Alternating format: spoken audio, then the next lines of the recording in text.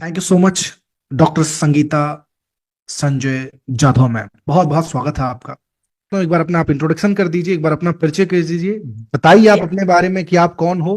क्या आप इस बात की अथॉरिटी रखते हो इस प्रोडक्ट के बारे में बात करने के लिए? मैं हेल्थ वाइज अगर बात करूं, इसके बाद जरा बताइए आप कि क्यों आपको लगा कि दुनिया का ये वास्तव में सबसे बेहतरीन प्रोडक्ट है। Ma'am, over to you. Thank you so much. सबसे पहले तो सुप्रभातम सबको। थैंक्स टू नागेश्वर सर और पूरी टीम एनएसआई। मैं डॉक्टर संगीता जाधव हूँ, मुंबई से हूँ। मैं पीडियाट्रिशियन हूँ और international board certified lactation consultant हूँ। बीपीएनआई महाराष्ट्र करके एक एनजीओ है, उसकी मैं सेक्रेटरी रह चुकी हूँ। अभी 4 साल में सेक्रेटरी पोस्ट पे रह चुकी हूँ। ये एक ऐसी एनजीओ है, वो non governmental non profit NGO है, तो यहाँ पे किसी मतलब के लिए कोई काम नहीं करता है। जो ये एनजीओ काम करती है स्टेट गवर्नमेंट और यूनिसेफ के साथ, और महाराष्ट्र के साथ साथ हम 7 अलग अलग राज्यों में काम करते हैं, जहां पे हम ट्रेनिंग पार्टनर्स है स्टेट गवर्नमेंट और यूनिसेफ के। जहां पे हम जो गवर्नमेंट के हॉस्पिटल्स है या फिर कॉलेजेस है, मेडिकल कॉलेजेस है, प्राइवेट हॉस्पिटल्स है, वहां के जो स्टाफ है, जैसे डॉक्टर्स है, नर्सेस है, आंगनवाड़ी वर्कर्स है, हेल्थ स्टाफ है, उन लोगों को हम ट्रेनिंग देते हैं, जिसकी वजह से हम माल न्यूट्रिशन, जो कुपोषण रहता है बच्चों में, उसको कम करें और बाल मृत्यु दर को कम करें। तो ये हमारी एनजीओ काम करती है। प्राइवेट हॉस्पिटल्स जो है, जैसे पीडियाट्रिक हॉस्पिटल्स है, मैटरनिटी हॉस्पिटल्स है, उनका हम असेसमेंट करते हैं, बीएफएचआई असेसमेंट। तो BFHI stand for baby friendly hospital initiative. तो जहां पे हम ये बच्चों के हित के बारे में सब एनवायरमेंट क्रिएट करेंगे, उनको जो अच्छा है वो उनको प्रोवाइड करेंगे राइट फ्रॉम द कंसेप्शन। जब भी आपको ये न्यूज मिली है, बच्चा आ रहा है, और आगे भी डिस्चार्ज के बाद भी उसके हित में जो काम करता है, उसको हम पहले असेसमेंट करते हैं वो हॉस्पिटल्स को। जो लैक्यूनीज है, जो कमतरता है, उसको हम उनको ट्रेनिंग देते हैं, हैंड्स ऑन ट्रेनिंग होता है, बाकी ट्रेनिंग होता है, और उसके बाद रीअसेसमेंट करके उनको ये बीएफएचआई, बेबी फ्रेंडली हॉस्पिटल इनिशिएटिव का सर्टिफिकेशन देता है। बीपीएनआई महाराष्ट्र है, यूनिसेफ है, जो गायनिक की फॉक्सी की संगठना है, वो आई इनके सब कोलाबरेशन के साथ, ये 3-4 संगठन है, उनके साथ ये सर्टिफिकेशन दिया जाता है। उसके साथ साथ मैंने यूनिसेफ ने जो वीडियोस बनाए हैं लोगों को, ग्रास रूट लोगों को ट्रेन करने के लिए, उसमें मैंने काम किया है। हमारी जो ऑर्गेनाइजेशन है इंडियन एकेडमी ऑफ पीडियाट्रिक्स, उसका एक अलग से चैप्टर होता है infant and young child nutrition. उसमें मैंने 2 चैप्टर्स लिखे हैं। और टीवीज पे मेरा लाइव इंटरव्यूज होते हैं, या रेडियोज पे वर्ल्ड ब्रेस्ट फीडिंग वीक में मेरे इंटरव्यूज होते हैं। अभी कमिंग टू केंगन, केंगन में मैं 3 साल कोविड के फर्स्ट वेव में आई हूँ। और क्योंकि जो इंट्रोडक्शन मेरा देखा, मैं न्यूट्रिशन के फील्ड में थी, तो ऑब्वियसली मैं ऐसी डॉक्टर हूँ कि जो बोलती हूँ वो पहले करती हूँ, फिर बताती हूँ लोगों को। तो ये न्यूट्रिशन हम सब लोग कर ही रहे थे, फॉलो कर रहे थे घर में। और जब भी केंगन आया लाइफ में, तो मुझे टू बी वेरी फ्रैंक, मुझे लगा था कि ये मेरे न्यूट्रिशन के लिए सिर्फ कॉम्प्लीमेंट करेगा। न्यूट्रिशन तो ऑलरेडी मैं कर रही हूँ, लेकिन ये कॉम्प्लीमेंट के साथ साथ मुझे जो बेस्ट क्वालिटी केंगन की भाई थी, वो थी पेस्टिसाइड रिमूवल। तो मुझे लगा कि न्यूट्रिशन मैं टेक केयर कर रही हूँ घर में, और अभी सिर्फ मेरे हाथ में क्या नहीं है, तो मैं पेस्टिसाइड नहीं निकाल पा रही हूँ।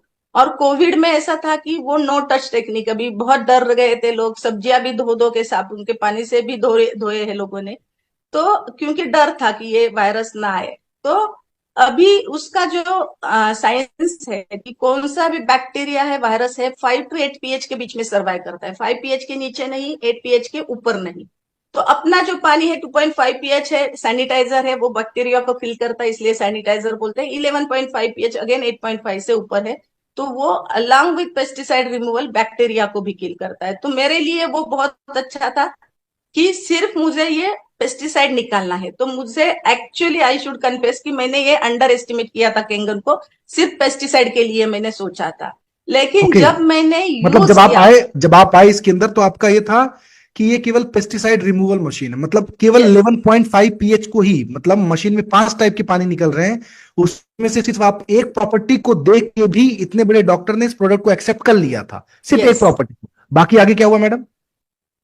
लेकिन जब मैं यूज कर रही थी, क्योंकि ऑलरेडी हम लोग अल्कलाइन डाइट यूज कर रहे थे घर में, तो ये अल्कलाइन वाटर कॉम्प्लीमेंट करेगा, बहुत बड़ा बदलाव आएगा ऐसा नहीं लगा था। पेस्टिसाइड निकालने के साथ जब हमने ये पानी पीना शुरू कर दिया, बहुत सारे बदलाव आ गए जो हमने नोटिस नहीं किए थे। क्योंकि ये हमारा मिसअंडरस्टैंडिंग इसलिए भी हो सकता था कि हमें कोई बीमारी नहीं थी, जैसे डायबिटीज, ब्लड प्रेशर या ऐसे कुछ नहीं था। लेकिन मैं आप सबको बताना चाहती हूँ कि mere lack of disease is not health. हाँ, डब्ल्यूएचओ ने एक नया डेफिनेशन किया है कि हम बीमार नहीं है, मतलब ये पेपर के जो लिख के आती है बीमारी, ये नहीं है मतलब हम बीमार नहीं है, ऐसा नहीं है।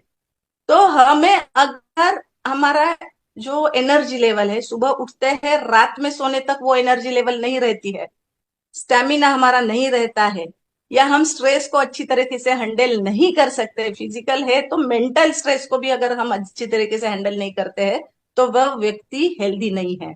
और क्योंकि ये बीमारी नहीं थी, लेकिन जो बॉडी एक होता था, lack of energy in the evening, frustration या चिड़चिड़ापन होता था, ये सब था, वो केंगन के आने के बाद चला गया धीरे धीरे। और स्लोली स्लोली ऐसे लगा कि हम भूल गए हैं, क्योंकि पेन बॉडी में इतना होता था मुझे कि पेन किलर तो छोड़ो, मुझे वो बांध के रखना पड़ता था, हाँ, और पैरों को मैजिकल या इलास्ट्रो के बैंडेज से बांध के रखना पड़ता मैजिक था। वाली बात यह है कि ऑलरेडी आपने इंट्रोडक्शन मैडम का सुना है। यस।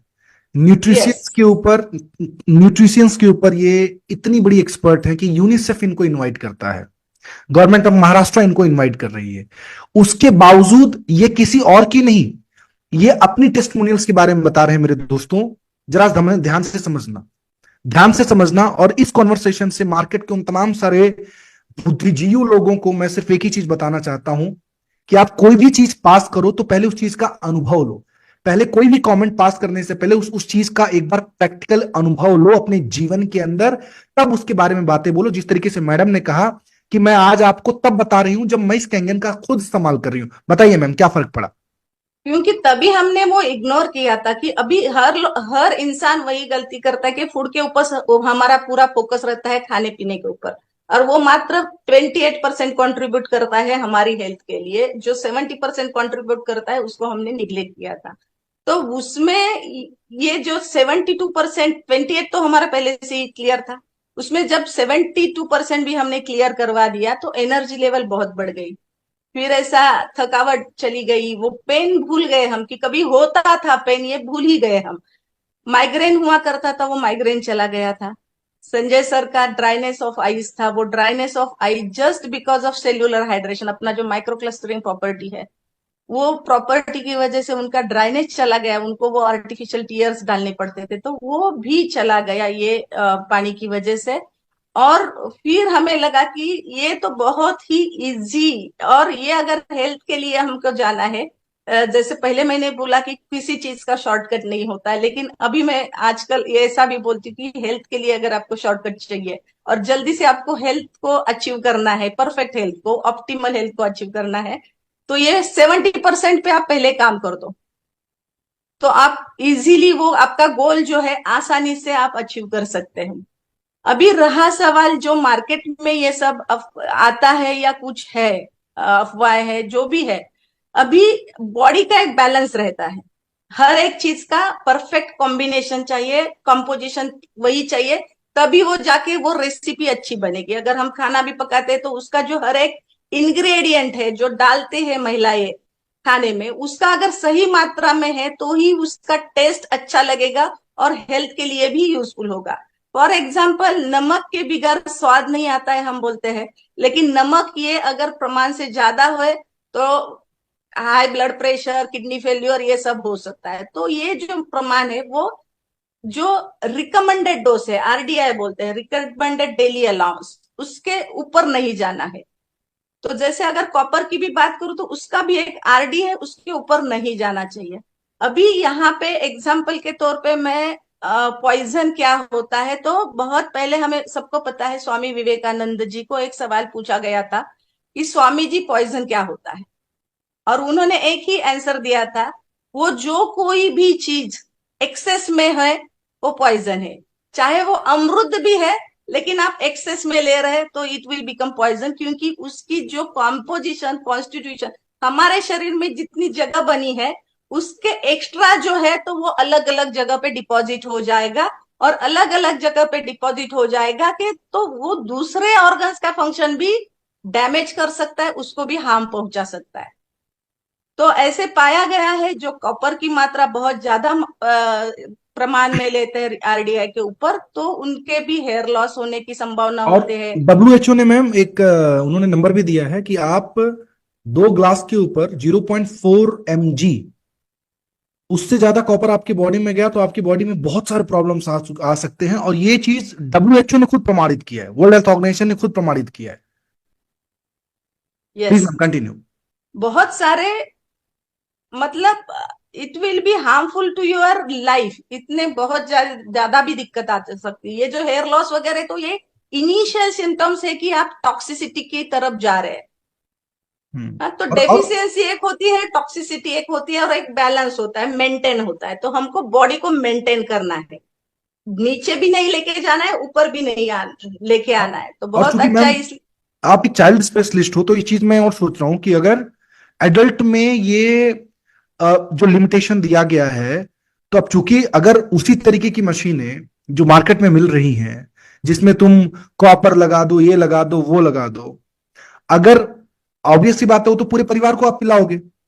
तो अगर बड़े लोगों में वो इम्पैक्ट दिख रहा है उस चीज का, उस पर्टिकुलर धातु का लॉन्ग टर्म्स के लिए, तो वो छोटे बच्चों में, चूंकि आप चाइल्ड स्पेशलिस्ट हो तो इस बात को आप बेहतर बता सकते हो, तो उन बच्चों में कितना असर पड़ेगा, उन बच्चों की बहुत ऊपर ज्यादा, बॉडी पे। बहुत ज्यादा डैमेज हो सकता है, उनके लीवर के ऊपर असर हो सकता है। एक विल्सन्स डिसीज नाम की बीमारी है जिसमें कॉपर की मात्रा बहुत ज्यादा होती है, और उनको आईज में कैटरैक्ट होगा, नहीं बाकी के सिर्फ वो डैमेज शुरू होता है वहां से, लेकिन शुरुआत फिर पूरे ऑर्गन पे होती है, और उस उनको फिर ट्रीटमेंट और बहुत जल्दी, क्योंकि ये बहुत कॉमन भी नहीं होता है, क्योंकि बॉडी क्या है ना, सबसे पहले जो एक्सेस है उसको थ्रो आउट करने की कोशिश करेगी, और जब भी हम्म। बॉडी का लिमिटेशन क्रॉस होगा, टॉलरेंस क्रॉस होगा, उसके बाद उसके सिम्टम्स दिखना शुरू होते हैं। तो पहले तो थ्रो आउट करेगी, पहले दूसरा फिर है कि वो स्टोर करेगी। तो स्टोर किस में करेगी, एक तो फैट में करेगी, तो जितने भी टॉक्सिन बॉडी में होते हैं तो वो फैट में स्टोर होते हैं, ताकि वो अगर ऐसे घूमेंगे शरीर में फ्रीली, टॉक्सिन फील्ड घूम रहे हैं, तो हम जिंदा नहीं रह पाएंगे। तो उसका टॉक्सिसिटी कम करने के लिए बॉडी का मैकेनिज्म है, तो उसको लॉक करेंगे फैट में, और इसकी वजह से वो फैट बढ़ता है बॉडी के ऊपर, फैट डिपोजिशन। सेकेंड होता है कि वो डाइल्यूट करेंगे, अगर एक्यूट आ रहा है, एकदम तुरंत आ रहा है लोड कि बॉडी को वो फैट कन्वर्शन के लिए भी टाइम नहीं है, तो वो वाटर में डाइल्यूट करेगी। तो पानी की मात्रा, जैसे सूजन, बॉडी फूला फूला लगता है बहुत, अगर सूजन भी नहीं है लेकिन बॉडी में ऐसे फूला फूला लगता है, डॉक्टर को बोलेंगे कि सूजन है मेरी बॉडी पे, हम डॉक्टर सूजन देख देख के ऐसा प्रेस करके देखेंगे खड्डा हो रहा है तो सूजन है, ऐसा खड्डा नहीं दिखता है लेकिन ब्लोटिंग है। तो बहुत बार डॉक्टर बोलते हैं कि किधर है सूजन, लेकिन अंदर से हमको महसूस होता है कि ये बॉडी एकदम हेवी हेवी लग रही है, और जैसे हम केंगन वाटर पीना शुरू करते हैं, ये बॉडी डिटॉक्स होना शुरू करती है, और वो टॉक्सिन निकलना शुरू हो जाते हैं, और हमें लाइट फील होने लगता मैम है। क्या तो इससे एग्जैक्टली ये कैसे काम करता है बॉडी में जाके, अगर 1 मिनट के अंदर अगर आप ये बता पाए कि how does it work in the body, कि मतलब आपने ये बोल दिया कि भाई ये तुम्हारी सारी समस्याओं का एक सॉल्यूशन है and that is Kangen water, कैसे काम करता है ये? सर, ये जो इसका एंटीऑक्सीडेंट प्रॉपर्टी है उसका, जो हम्म। बहुत बार हमारी बॉडी में जो गलत सेल होते हैं या ऑक्सीडेटिव डैमेज होता है, तो उसमें एक इलेक्ट्रॉन गायब होता है। अगर ये सेल है हमारी, उसको डैमेज हो गया ऑक्सीडेटिव, तो उसका पेयर ऑफ इलेक्ट्रॉन्स रहते हैं, तो कहाँ पे एक ही सिंगल इलेक्ट्रॉन रहेगा, तो उसका पेयर नहीं है, तो वो काम नहीं कर पाएगी। तो जैसे कि एक पैर नहीं है तो इंसान अच्छा काम नहीं कर सकेगा, करेगा लेकिन इतना बढ़िया नहीं करेगा। तो ये फ्री रेडिकल सेल क्या करती है कि मेरे पास इलेक्ट्रॉन नहीं है, I will try to steal electron from my neighbourhood. अभी हमारे घर पे बहुत बार, अभी तो मेट्रो सिटीज में ये कम हो गया है, लेकिन बहुत बार क्या करते हैं, हमारे घर में कुछ नहीं है, खत्म हो गया तुरंत, तो हम क्या करते हैं, पड़ोस में से ये मुझे चाहिए, ये है क्या आपके पास, दूध है चाहिए, शक्कर, दही दही है, वो मांग के लेते हैं। तो ये फ्री रेडिकल क्या करते हैं, उसके आसपास जो हेल्दी सेल है उसको मांगती नहीं, उससे चुराती है, स्टीलिंग ऑफ इलेक्ट्रॉन। तो अभी स्टील करने की वजह से उसका भी इलेक्ट्रॉन लॉस हो गया,